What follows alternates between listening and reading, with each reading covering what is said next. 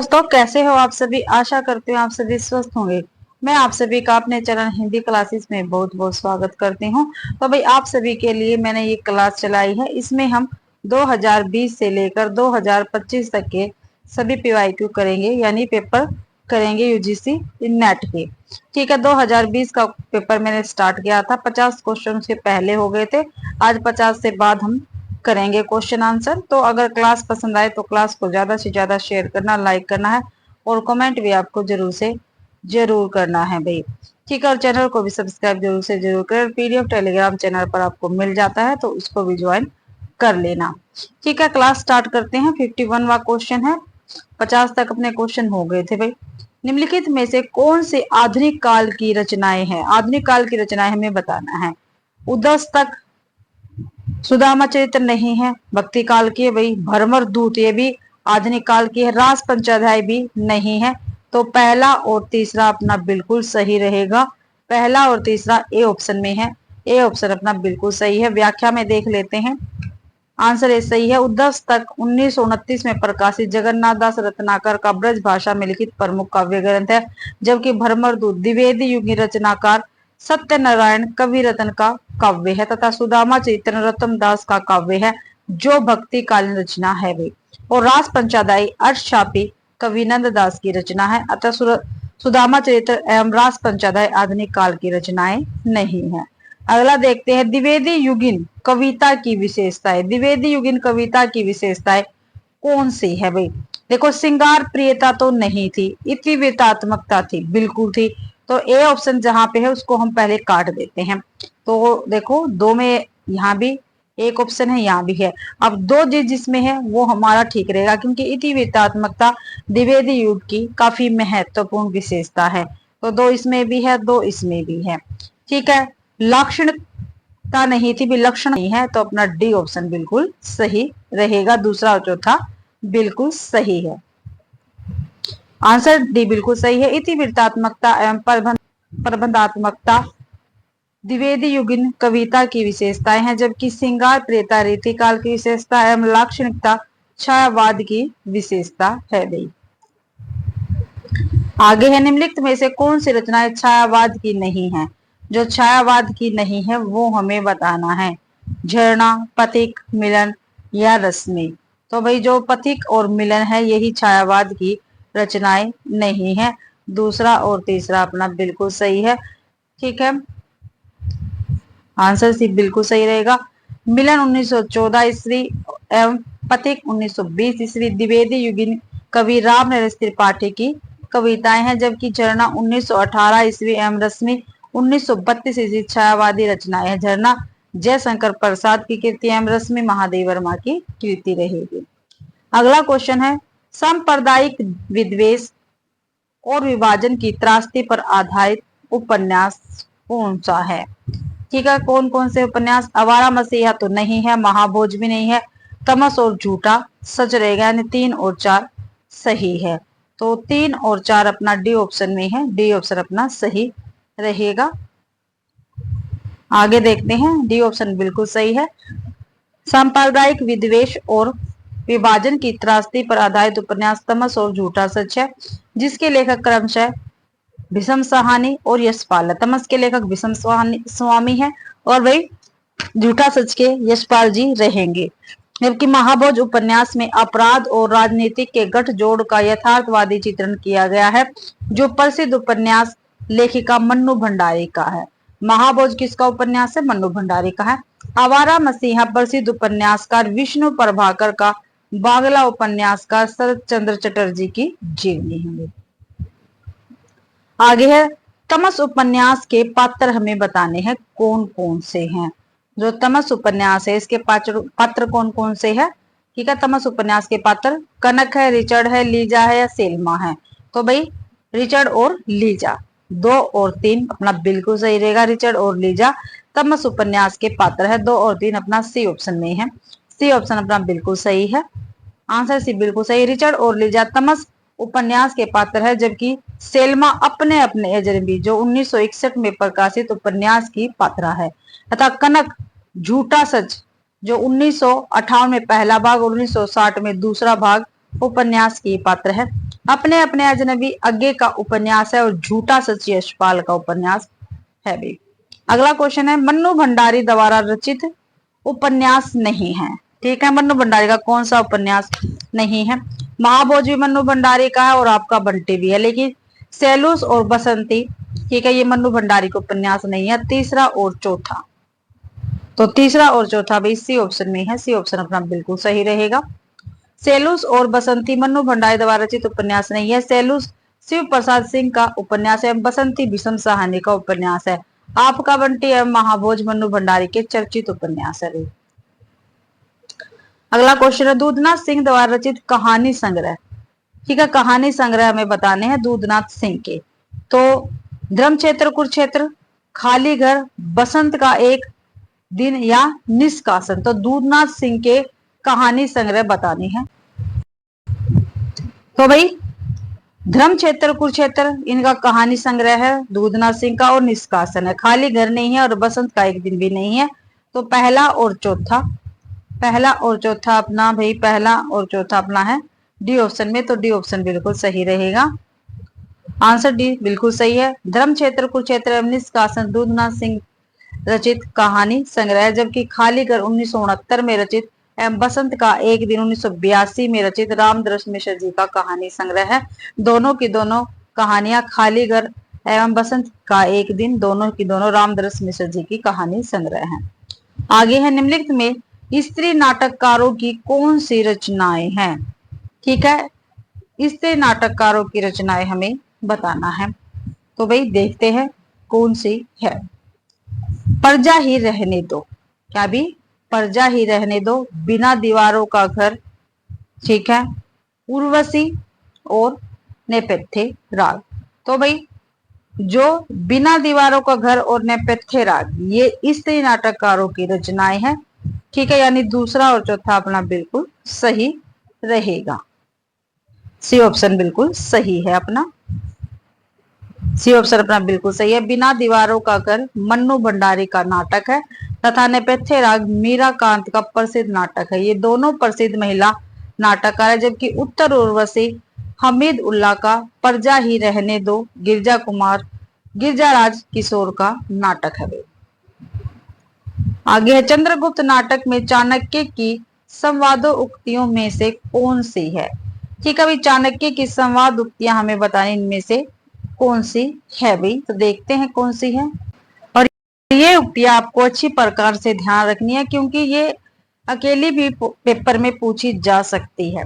तो संसार भर की नीति और शिक्षा का अर्थ मैंने यही समझा है कि आत्म सम्मान के लिए मर मिटना ही दिव्य जीवन है। नहीं भाई, ये चाणक्य की संवाद उक्ति नहीं है। समझदारी आने पर यौवन चला जाता है, ये बिल्कुल सही है, ये चाणक्य की संवाद उक्ति है।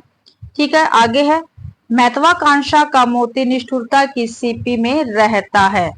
ठीक है, तो ये भी बिल्कुल सही है, ये भी चाणक्य की है भाई। एक अग्नि में गंधक का स्तोत्र आर्यवर्त के लोग अस्त्रागार में घुसकर विस्फोट करता, ये चाणक्य की नहीं है। तो दूसरी और तीसरी चाणक्य की पंक्तियां रहेंगी, यानी बी ऑप्शन अपना बिल्कुल सही है भाई। व्याख्या में देख लेते हैं। जयशंकर प्रसाद लिखित नाटक चंद्रगुप्त में प्रमुख पात्र चाणक्य की संवाद उक्तियों में समझदारी आने पर यौवन चला जाता है, ये भाई अकेली भी पंक्ति काफी बार पूछी गई है। ठीक है, ये चाणक्य की पंक्ति है और चंद्रगुप्त नाटक से है। एवं महत्वाकांक्षा का मोती निष्ठुरता की सीपी में रहता, ये भी काफी बार पूछा है, ये कथन है, जबकि अन्य विकल्प चाणक्य के कथन से संबंधित नहीं है, ये अन्य पात्रों के ही कथन है। आगे, विद्यानिवास मिश्र द्वारा रचित निबंध नहीं है। ठीक है, जो विद्यानिवास मिश्र जी के निबंध नहीं है वो हमें बताने हैं। तो देखते हैं कौन से नहीं। तो भाई असीमता के लिए ये तो है विद्यानिवास मिश्र जी का, नहीं वो पूछ बताना है। किस किस को नमन करूं, ये नहीं है विद्यानिवास मिश्र जी का निबंध। अंगद की नियति भी है, कुछ चंदन की कुछ कपूर की, ये भी विद्यानिवास मिश्र जी का ही निबंध है। तो पहला और चौथा अपना बिल्कुल सही रहेगा, पहला और चौथा अपना सी ऑप्शन, नहीं पहला और तीसरा भी, पहला चौथा नहीं, पहला और तीसरा। ठीक है, क्योंकि पहला ठीक है और तीसरा सही है, ये दो तो गलत है, ये विद्यानिवास मिश्र जी के निबंध नहीं है, जो नहीं है वो बताना भी। दूसरा और चौथा नहीं पूछा ना, नहीं है विद्यावास मिश्र जी के। अगर होता तो पहला और तीसरा हो जाता, अब नहीं पूछा तो दूसरा और चौथा। तो दूसरा चौथा, दूसरा भाई दूसरा चौथा तो किसी में भी नहीं दे रखा। यहाँ भी स्टार है। कुछ चंदन की कुछ कपूर की विष्णुकांत शास्त्री का निबंध संग्रह है एवं किस किस को नमन कुरु शिव प्रसाद सिंह का निबंध संग्रह है। जबकि यह स्मिता के लिए एवं अंगद की नियति विद्या निवास मिश्र जी का निबंध संग्रह है।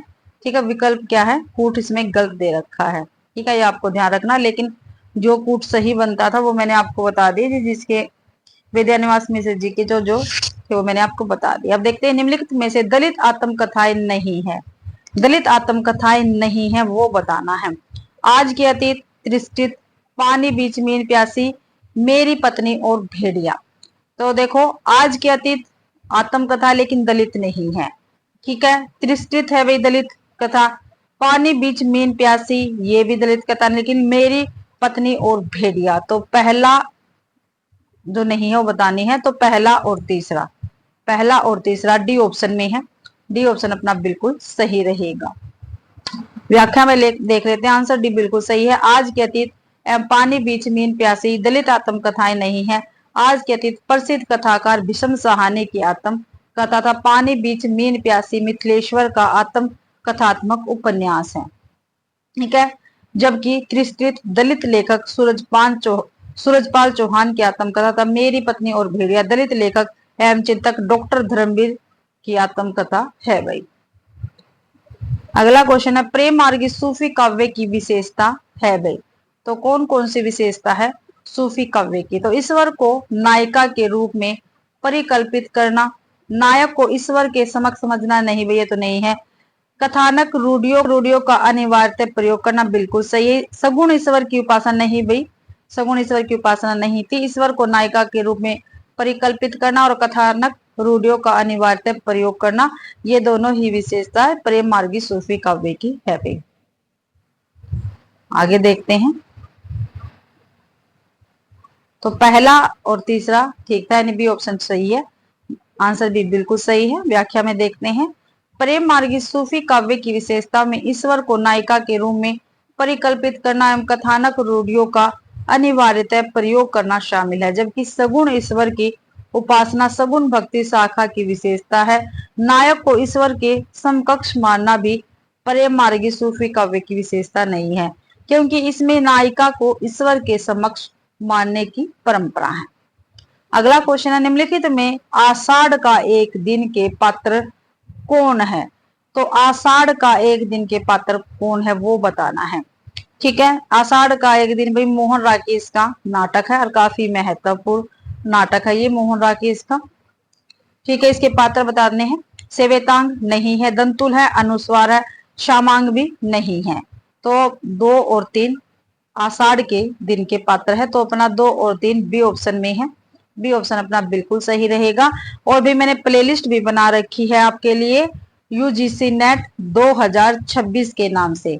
पहले मैंने उसमें थ्योरी क्लासे आपके लिए डाली है, अब मैं आपके लिए क्वेश्चन भी डाल रही हूँ। साथ के साथ आप सभी के लिए काव्य शास्त्र की भी क्लास मैंने स्टार्ट कर दी है। तो प्लीज चैनल पर जाके काव्य शास्त्र की भी क्लास जरूर से जरूर देखे भाई। और जो भी आपका हिंदी साहित्य रहता है, पेपर से पहले आपको सभी क्लासें मिल जाएगी और साथ के साथ क्वेश्चन आंसरों की भी क्लास अपनी चलती रहेगी। आंसर भी बिल्कुल सही है। मोहन राकेश के प्रसिद्ध नाटक आषाढ़ का एक दिन के पात्र दंतुल और अनुस्वार है। दंतुल राजपुरुष है एवं अनुस्वार नाटक के अधिकारी हैं, जबकि सेवेतांग एवं श्यामांग मोहन राकेश के ही नाटक लहरों के राजहंस के पात्र है। सेवेतांग और श्यामांग किसके पात्र है? लहरों के राजहंस के है, और ये भी मोहन राकेश का ही नाटक है। सेवतांग नंद का प्रधान कर्मचारी तथा विश्वास पात्र है, और श्यामांग भी नंद का कर्मचारी है जो वैचारिक रूप से अंतर्द्वंद में जीता है। आगे है, निम्नलिखित में से हजारी प्रसाद द्विवेदी की रचनाएं हमें बतानी है। हजारी प्रसाद द्विवेदी की रचनाएं बतानी है। तो देखते हैं, आधुनिक साहित्य सर्जन और समीक्षा, साहित्य का मर्म, मध्यकालीन धर्म साधना, ठीक है, भारतीय सौंदर्य बोध और तुलसीदास। तो द्विवेदी की रचनाएं हैं, इनमें से साहित्य का मर्म और मध्यकालीन धर्म साधना भी। ये दोनों हजारी प्रसाद द्विवेदी की रचनाएं नहीं है। तो 2 और 3 ऑप्शन अपना सही है, यानी बी ऑप्शन सही रहेगा। आंसर भी बिल्कुल सही है। साहित्य कामरम एवं मध्य कालीन धर्म साधना प्रसिद्ध आलोचक हजारी प्रसाद द्विवेदी की रचनाएं हैं, जबकि भारतीय सौंदर्य बोध और तुलसीदास डॉक्टर रामविलास शर्मा की आलोचनात्मक कृति एवं आधुनिक साहित्य सर्जन और समीक्षा नंद दुलारे वाजपेयी की आलोचनात्मक कृति है। आगे देखते हैं, निम्नलिखित में से छत्तीसगढ़ की कौन सी मुख्य रंग शैलियां है? छत्तीसगढ़ की कौन सी मुख्य रंग शैलियां है ये बतानी है। ख्याल है, माच है, नाचा है, पंडवानी है। छत्तीसगढ़ की पूछी है भाई।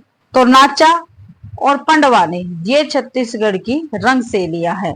3 और 4 अपना डी ऑप्शन में है, डी ऑप्शन सही रहेगा।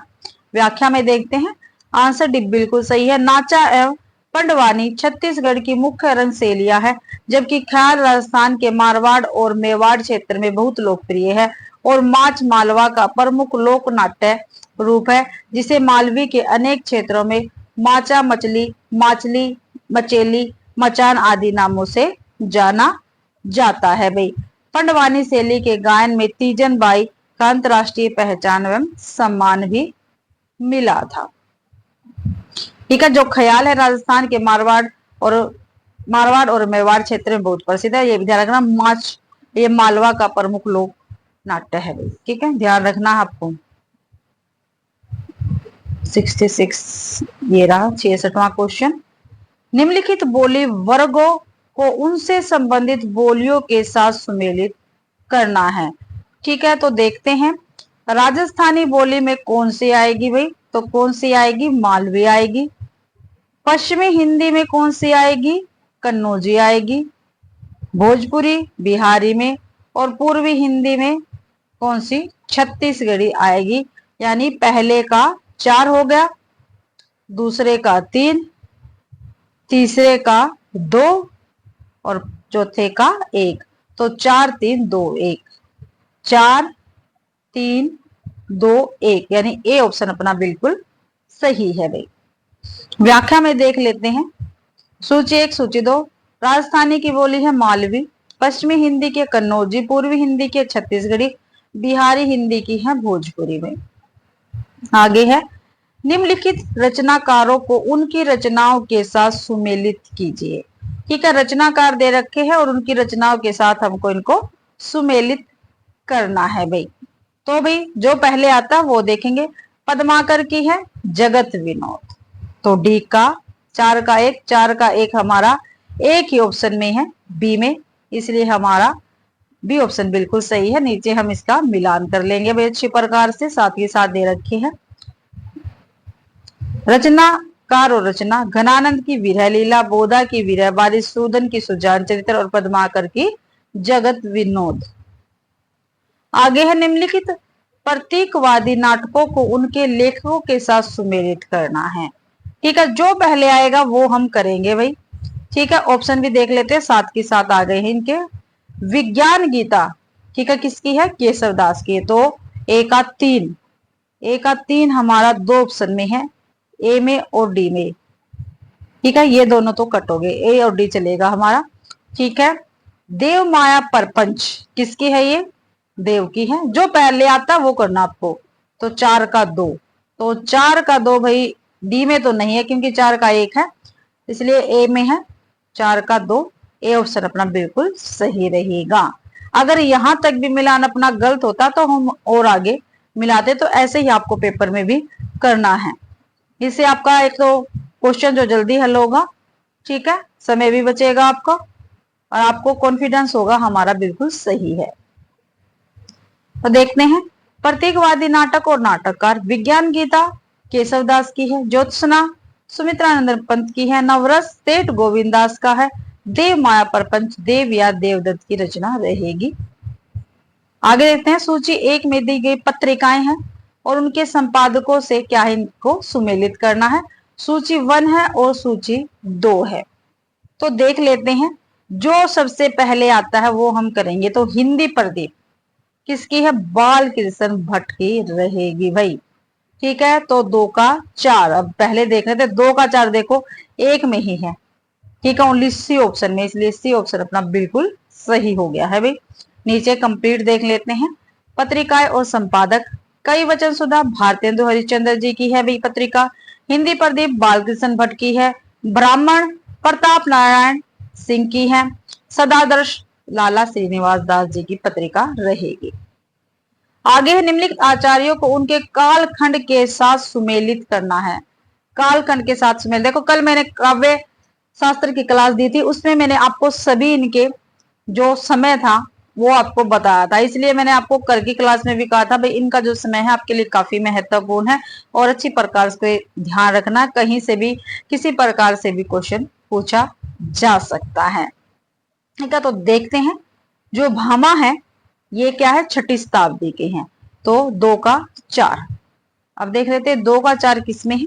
2 का 4 भाई 2 ऑप्शन में आ गया है, यहां पर भी यहां पर भी, तो बी और सी हमारा कट हो जाता है। मम्मट 9 में थे भाई, ठीक है 11वीं में थे, तो 1 का 3, 2 का 4, ठीक है, तो डी ऑप्शन अपना बिल्कुल सही रह हो गया और सभी क्या है, गलत है। नीचे हम एक साथ इनको देख लेते हैं। सूची 1 और सूची 2, आचार्य और उनका कालखंड, क्या भी आचार्य और उनका कालखंड। मम्मट 11वीं सदी का उत्तराधीन का समय रहेगा, भामा का 6ठी सदी का मध्यकाल, शंकुक का 9वीं सदी का आरंभ है और विश्वनाथ का 14वीं सदी है। आगे देख लेते हैं क्वेश्चन, 71वां क्वेश्चन आ गए हैं भाई। अपने 100 क्वेश्चन आज की क्लास में कंप्लीट कर लेंगे, तो प्लीज धैर्य बनाकर क्लास को जरूर से जरूर देखें।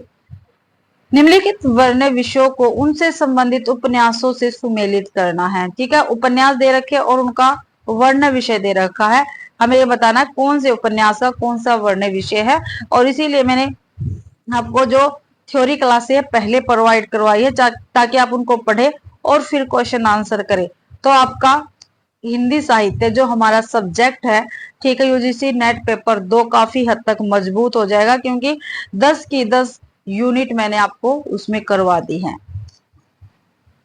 सूची 1 सूची 2, सूची 1 में भाई वर्ण विषय दे रखा और दूसरे में क्या है, दूसरे में क्या है, उपन्यास इसके दे रखे हैं।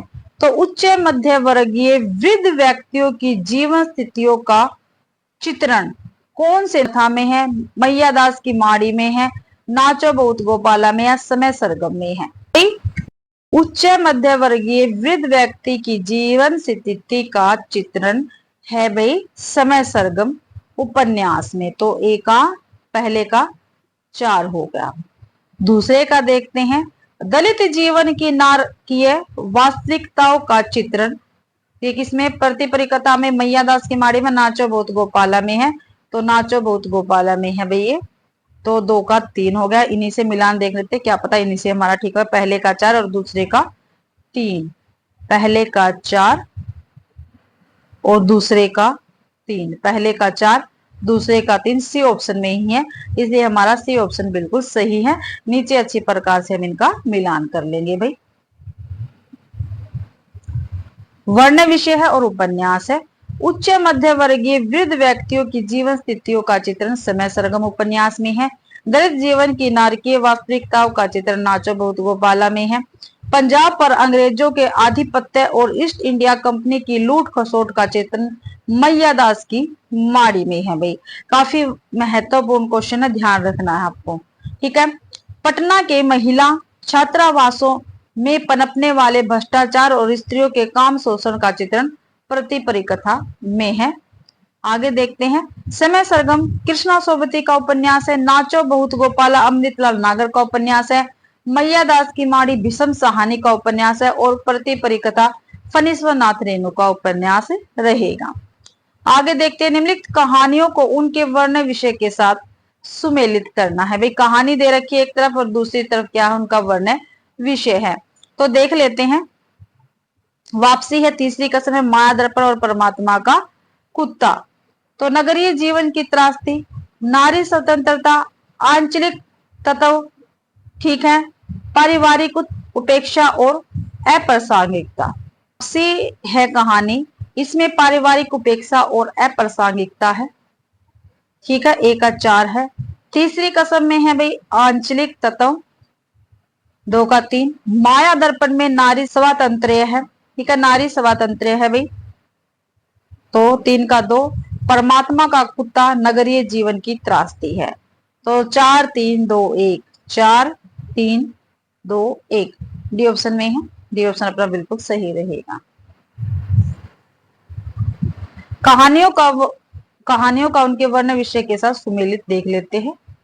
कहानी और वर्ण विषय, वापसी, पारिवारिक उपेक्षा और अप्रासंगिकता, तीसरी कसम आंचलिक तत्व है इसमें, मां दर्पण नारी स्वातंत्र्य है, परमात्मा कुत्ता नगरीय जीवन की त्रासदी से संबंधित है, वापसी उषा प्रेमवदा की कहानी है, तीसरी कसम उर्फ मारे गए गुलफाम प्रसिद्ध कथाकार फणीश्वर नाथ रेणु की है भाई, माया दर्पण कहानीकार निर्मल वर्मा की है भाई। ये माया दर्पण कहानी किसकी है? निर्मल वर्मा की है। परमात्मा का कुत्ता मोहन राकेश की प्रसिद्ध कहानी है। आगे है, दी गई कृतियों को उनकी लेखिकाओं के साथ सुमेलित करना है। ठीक है भाई, एक तरफ कृतियां दे रखी है, दूसरी तरफ लेखिका दे रखी है, तो देख लेते हैं। तो भाई अलमा कबूतरी किसकी है भाई रचना? तो मैत्री पुष्पा की है। ए का एक ही हो गया। छिन्नमस्ता परवा खेतान की है। ठीक है, पारिजात नासिरा शर्मा की है। 4 का 3, सूखते चिनार मधु कांकरिया की रहेगी। तो 2 1 4 2 3 1 4 2 3 बी ऑप्शन में है। बी ऑप्शन अपना बिल्कुल सही है। आगे देखते हैं सूची 1 सूची 2 कृति और लेखिका।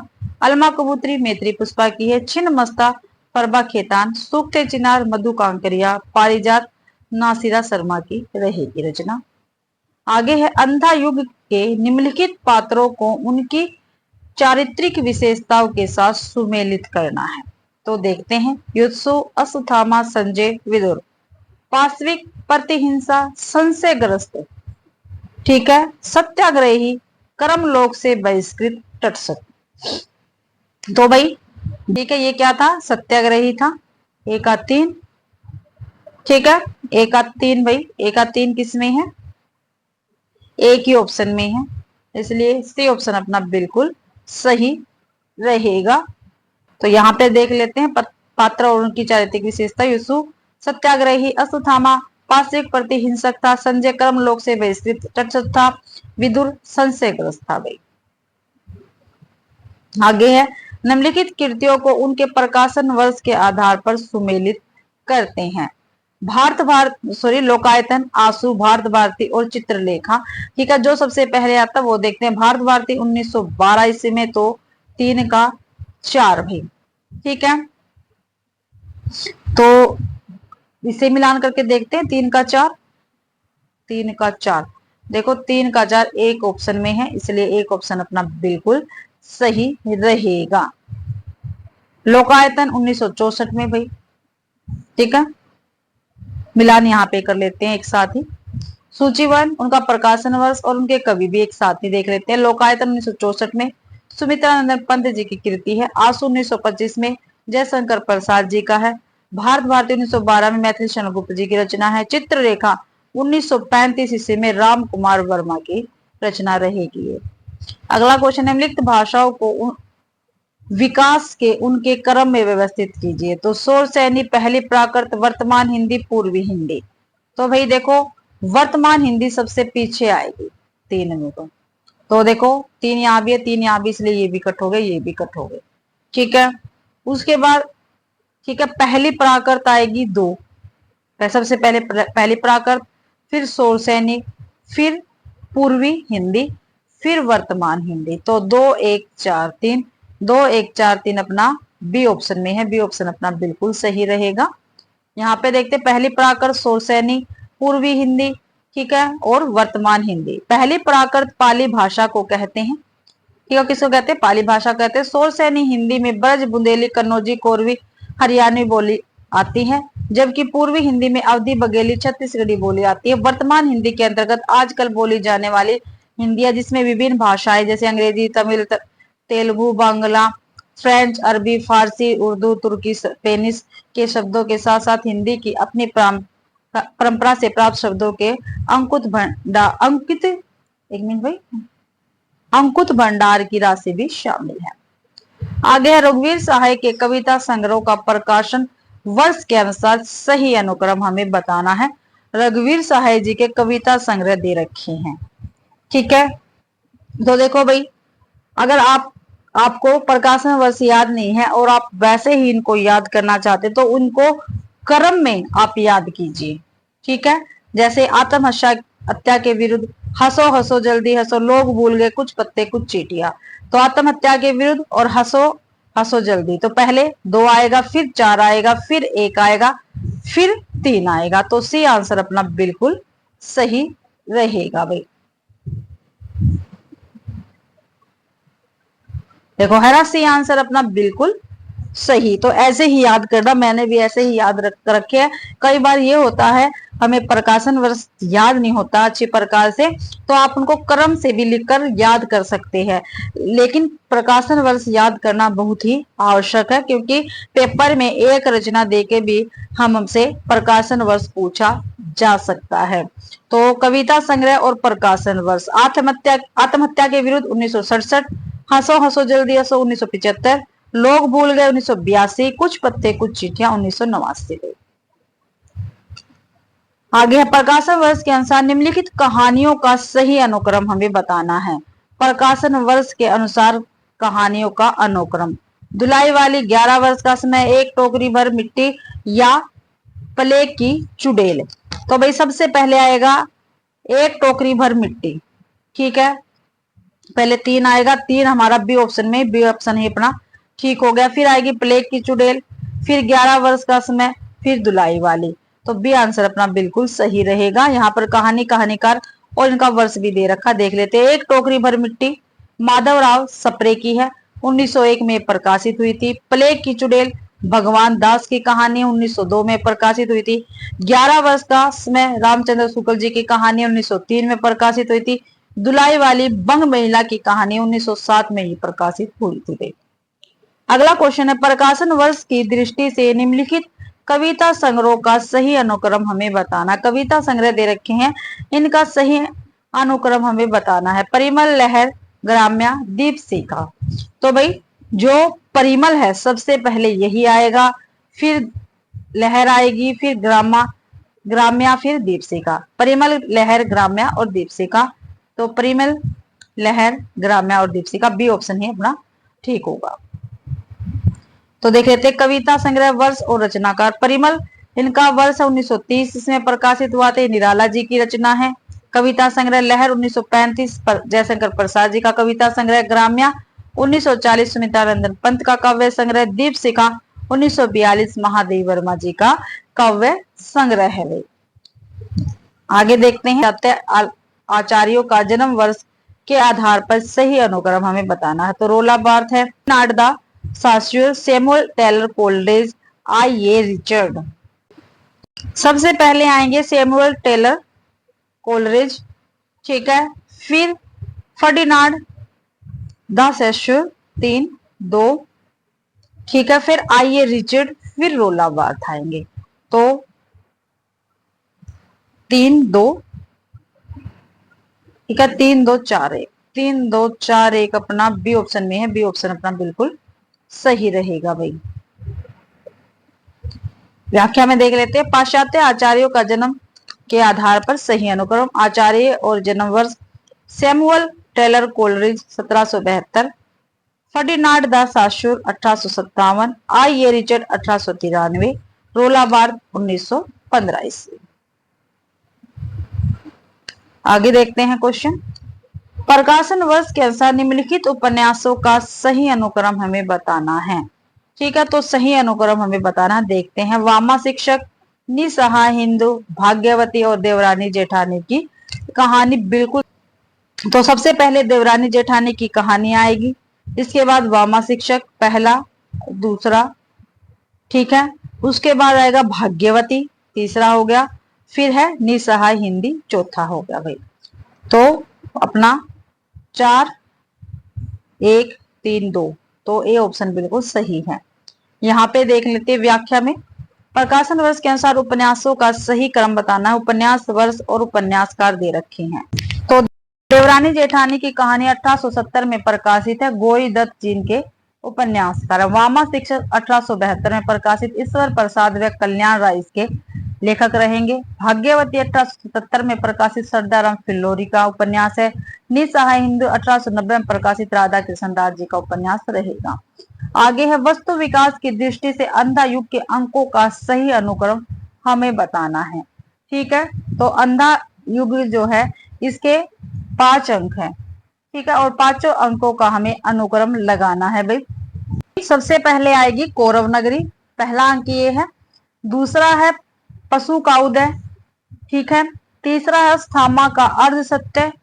चौथा है गांधारी का श्राप और 5वां है विजय एक कर्मिक हत्या।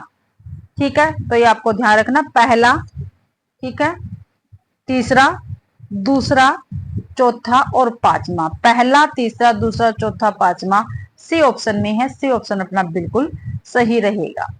व्याख्या में देखते हैं, वस्तु विकास की दृष्टि से अंधा युग 1955 ईस्वी गीति नाट्य है। इसके अंकों का सही अनुक्रम हम देख लेते हैं। कौरव नगरी, पशु का उदय, अश्वत्थामा का अर्ध सत्य है और इसके बीच में पंख पहिए और पटिया आती है। गंधारी का श्राप, विजय एक कर्मिक हत्या, प्रभु की मृत्यु। इसके बाद आगे है जन्म काल के अनुसार निम्नलिखित निबंधकारों, निबंधकार है दे रखे हैं, इनका सही अनुक्रम हमें बताना। जितने भी निबंधकार है इनका सही अनुक्रम हमें बताना है भाई। तो देखते हैं, राम वृक्ष बेनीपुरी, नलिन विलोचन शर्मा, रामविलास शर्मा, नंद दुलारे वाजपेयी। तो पहले आएंगे भाई राम वृक्ष बेनीपुरी। ठीक है, राम वृक्ष बेनीपुरी, फिर नंद दुलारे वाजपेयी। ठीक है, फिर है रामविलास शर्मा और फिर है नलिन विलोचन शर्मा। तो पहला, चौथा, तीसरा और दूसरा, तो ये ए ऑप्शन में है। ए ऑप्शन अपना बिल्कुल सही हो गया। जन्म काल के अनुसार निबंधकारों का सही क्रम देख लेते हैं। राम वृक्ष बेनीपुरी, इनका जन्म 1899 में हुआ। नंद दुलारे वाजपेयी जन्म 1906 में हुआ। रामविलास शर्मा जन्म 1912 में हुआ। नलिन विलोचन शर्मा जन्म इनका 1916 में हुआ था। आगे देखते हैं, नामवर सिंह की निम्नलिखित कृतियों को प्रकाशन वर्ष की दृष्टि से सही अनुक्रम में व्यवस्थित कीजिए। इनको भी हमें सही अनुक्रम में व्यवस्थित करना है। तो हिंदी के विकास में अपभ्रंश का योग, कविता के नए प्रतिमान, छायावाद, दूसरी परंपरा की खोज। तो देख लेते हैं, सबसे पहले आएगा हिंदी के विकास में अपभ्रंश का योग। ठीक है, पहले तो देखो यहां भी नहीं है, यहां भी नहीं है, 2 ही हमारे ठीक है। उसके बाद आएगा छायावाद। ठीक है, 2 छायावाद हो गए। ठीक है, उसके बाद आएगा कविता के नए प्रतिमान और 4th में दूसरी परंपरा की खोज। तो पहला, ठीक है, तीसरा, दूसरा और चौथा। पहला, तीसरा, दूसरा, चौथा डी ऑप्शन में है। डी ऑप्शन अपना बिल्कुल सही रहेगा भाई। आगे देखते हैं, व्याख्या में देख लेंगे। नामवर डी आंसर सही है। नामवर सिंह की कृति का प्रकाशन वर्ष की दृष्टि से सही अनुक्रम है। हिंदी के विकास में अपभ्रंश का योग 1952 में प्रकाशित है। छायावाद 1955 में। कविता के नए प्रतिमान 1968 में। दूसरी परंपरा की खोज 1982 में। अगला क्वेश्चन है, प्रकाशन वर्ष के अनुसार निम्नलिखित कहानी संग्रह का सही क्रम बताना है। कहानी संग्रह दे रखे हैं, इनका हमें सही क्रम बताना है। वांगचू, राजा निर्बसिया, एक और जिंदगी, यही सच है। तो देखते हैं, सबसे पहले आएगी राजा निर्बसिया, फिर एक और जिंदगी कहानी संग्रह भैया। ठीक है, फिर है यही सच है, उसके बाद है वांगचू। तो दूसरा, तीसरा, चौथा और पहला, दूसरा, तीसरा, चौथा, पहला, ए ऑप्शन में ए ही हमारा सही है। यहाँ पर देख लेते हैं व्याख्या में, कहानी संग्रह वर्ष और कहानीकार। राजा निर्बसिया 1957 में प्रकाशित कमलेश्वर की कहानी संग्रह है। एक और जिंदगी 1961 में प्रकाशित मोहन राकेश की है भाई ये कहानी संग्रह, यही सच है। 1966 में प्रकाशित मन्नू भंडारी। वांगचू 1978 में प्रकाशित विषम साहनी की कहानी संग्रह रहेगी। ठीक है, कथन और अभिकथन आ गए हैं, देखते हैं। नीचे 2 कथन दिए गए हैं। ठीक है, उपयुक्त कथनों के आलोक में निम्नलिखित विकल्पों में सही उत्तर हमें चुनना है। तो कथन 1 है, कथन 2 दे रखे हैं। तो देखते हैं, कथन 1 है, साहित्य में लोक ही प्रमाण है। क्या है? साहित्य में लोक ही प्रमाण है। ये कथन गलत है या सही है? तो ये कथन बिल्कुल सही है। कथन 2, लोक साहित्य की गुणवत्ता प्रमाणित करने के लिए शास्त्रीय प्रतिमानों की आवश्यकता होती है। नहीं भाई, ये कोई जरूरी नहीं है। पहला ठीक है, दूसरा गलत है। तो इसमें पहला ठीक है, दूसरा गलत है। पहला और दूसरा दोनों सही है, दोनों गलत है। इसमें पहला सही है, दूसरा गलत है। सी ऑप्शन सही रहेगा। व्याख्या में देख लेते हैं। कथन एक हमारा बिल्कुल सही है, देख लेते हैं। साहित्य में लोक की प्रमाण है, बिल्कुल सही है ये। किंतु लोक साहित्य की गुणवत्ता प्रमाणित करने के लिए शास्त्रीय प्रतिमानों की आवश्यकता नहीं होती, ये हमारा गलत है। क्योंकि लोक साहित्य की गुणवत्ता प्रमाणित करने के लिए शास्त्रीय प्रतिमानों की आवश्यकता नहीं होती है। आगे देखते हैं। कथन एक है, स्त्री विमर्श के अनुसार स्त्री केवल जैविक उत्पत्ति है, ये गलत है। कथन दो है, सत्तात्मक व्यवस्था स्त्री के व्यक्तित्व और विचारों का नियमन नहीं कर सकती, ये भी क्या है, गलत है भाई। तो पहला और दूसरा दोनों ही गलत है, तो अपना बी ऑप्शन सही रहेगा। दोनों ही क्या है, गलत है भाई। इसमें आंसर भी बिल्कुल सही है। कथन ए, स्त्री विमर्श के अनुसार स्त्री केवल जैविक उत्पत्ति है, कथन क्या है, गलत है। क्योंकि स्त्री विमर्श के अनुसार स्त्री केवल जैविक उत्पत्ति नहीं है। कथन दो, सत्तात्मक व्यवस्था स्त्री के व्यक्तित्व और विचारों का नियमन नहीं कर सकती, कथन दो भी क्या है, गलत है। क्योंकि सत्तात्मक व्यवस्था स्त्री के व्यक्तित्व और विचारों का नियमन कर सकती है। आगे फिर है, दो कथन दे रखे हैं भाई, ठीक है। दो कथन दे रखे हैं, पहले स्थापना, दूसरी तरक है। कृष्ण भक्त काव्य या भी कृष्ण भक्ति काव्य वृत्ति के उत्कर्ष का दर्शन है, बिल्कुल सही है। इसलिए उसका पूर्ण स्वाद उज्जवल रस में होता है, बिल्कुल सही है। पहला और दूसरा दोनों ही सही है। तो ए सही, आर गलत, ए गलत, आर सही, यानी दोनों ही सही है। डी ऑप्शन सही है अपना। डी ऑप्शन बिल्कुल सही है। कृष्ण भक्ति काव्य वृत्ति के उत्कर्ष का दर्शन है, ठीक है। इसलिए उसका पूर्ण स्वाद उज्जवल रस में होता है। दोनों हमारे बिल्कुल सही है भाई। आगे देखते हैं, कथन एक और कथन दो है। छायावाद श्रृंगार लिप्सा का काव्य है, नहीं भाई, गलत है ये। वस्तुतः रीतिकाल श्रृंगार भावना ही छायावाद में अज्ञात आलंबन का आधार बनी, ये भी क्या है, गलत है। दोनों ही गलत है, तो बी ऑप्शन ही अपना सही रहेगा। दोनों गलत है यहाँ पे। व्याख्या में देखते हैं। कथन एक, छायावाद श्रृंगार लिप्सा का काव्य है, कथन गलत है। क्योंकि छायावाद मानव और प्रकृति के सूक्ष्म किंतु व्यक्त सौंदर्य में आध्यात्मिक छाया का भान है। कथन दो, वस्तुतः रीतिकालीन श्रृंगार भावना छायावाद में अज्ञात आलंबन का आधार बनी, ये भी क्या है, गलत है भाई। फिर वही दो कथन है, ठीक है। तो देख लेते हैं। स्थापना और तर्क दे रखे हैं। स्थापना है, काव्य का आलंबन विशिष्ट व्यक्ति नहीं सामान्य जन ही हो सकता है, ये क्या है, बिल्कुल गलत है। क्योंकि काव्य का केंद्रीय विषय मनुष्य है, ये बिल्कुल सही है। तो स्थापना गलत है, यानी ए गलत है, आर सही है, तो बी आंसर सही है। बी सही है। स्थापना एक काव्य का आलंबन विशिष्ट व्यक्ति नहीं सामान्य जन ही हो सकता, कथन गलत है। क्योंकि काव्य का आलंबन विशिष्ट व्यक्ति और सामान्य जन दोनों ही हो सकता है। तर्क है, क्योंकि काव्य का केंद्रीय विषय मनुष्य होता है, ये बिल्कुल सही है। आगे भाई एक अवतरण दे रखा है, इसको पढ़कर क्या है, हमें क्वेश्चन आंसर करने हैं। तो मैं ये आपको करवा नहीं रही, आप मैं पीडीएफ दे दूंगी, वहां से आप इसको कर लेना भाई, ठीक है।